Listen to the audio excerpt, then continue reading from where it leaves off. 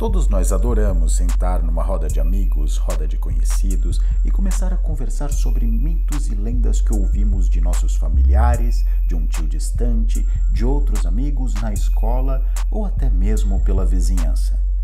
Mas as lendas e os mitos urbanos são muito mais fortes do que nós podemos imaginar. Eles são pequenas histórias de caráter fabuloso ou sensacionalista e que são amplamente divulgados para toda a sociedade. Neste vídeo, a gente vai apresentar 3 grandes lendas urbanas do nosso país. Então, se prepare e aproveite. Sejam bem-vindos ao canal 6 Minutos. A Procissão das Almas. Essa lenda vem da cidade de Mariana, em Minas Gerais, e é a inspiração para o rito religioso que acontece até hoje em dia na cidade. Existia uma senhora. Ela costumava ficar na janela dia e noite observando o passar dos pedestres, o passar de carros, observando todo o movimento da cidade. Em uma determinada noite, ela viu uma procissão se aproximando. Eram senhoras com velas na mão, mas naquele dia não tinha badalar de sino. A igreja não tinha nenhum movimento, não era nenhuma data comemorativa, religiosa. Então ela foi observando e uma senhora foi chegando até a janela da sua casa e entregou a vela para ela. Ela pegou a vela, emocionada, guardou a vela na sua casa e foi deitar.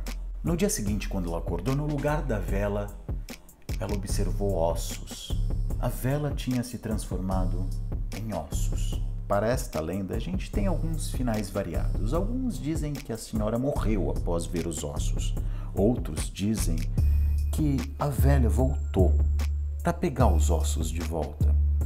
Mas uma coisa é certa: a procissão das almas não é para ser vista pelos vivos.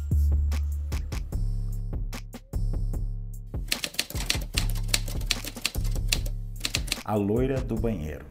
Uma das lendas urbanas mais conhecidas por todos nós é a lenda da loira do banheiro.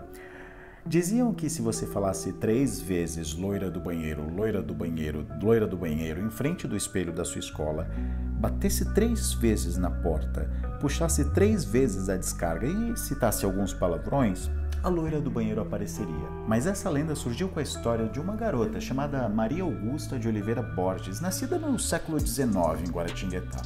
A jovem foi obrigada pelo pai a se casar com 14 anos, com um homem muito mais velho. Então, ela se casou. Infeliz no casamento, ela fugiu com as joias da família e foi para Paris, com 18 anos. Lá, ela acabou falecendo aos 26 anos. Então, a família trouxe o corpo de volta para o Brasil. A mãe preferiu não enterrá-la. Colocou-a numa redoma de vidro para visitação pública. Então a mãe começou a ter recorrentes pesadelos, até chegado o momento em que a mãe decidiu enterrar a filha. A casa da família se transformou numa escola, a Escola Estadual Conselheiro Rodrigues Alves, em 1902.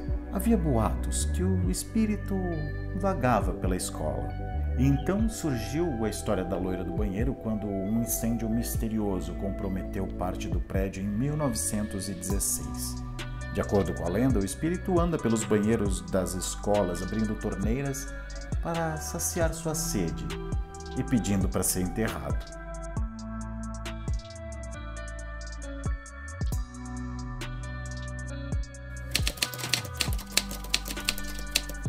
As almas do Joelma.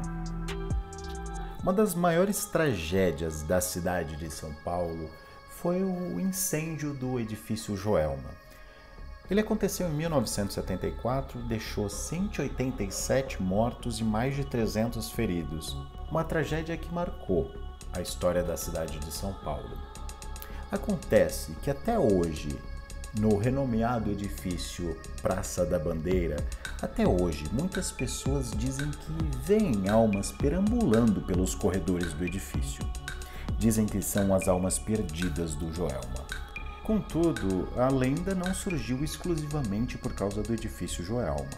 Em 1940, parte do terreno onde o Joelma foi construído pertencia à família Ferreira Camargo. O local foi palco do famoso crime do Poço. Um jovem professor, assistente da Universidade de São Paulo, assassinou a própria mãe e 2 irmãs, escondendo os corpos em um poço artesiano na propriedade. O jovem professor assassino foi encurralado pela polícia e o criminoso cometeu suicídio dentro da própria residência. Com todas essas tragédias, há muitos motivos para se acreditar que as almas continuam perambulando pelos corredores do edifício Praça da Bandeira, antigo edifício Joelma.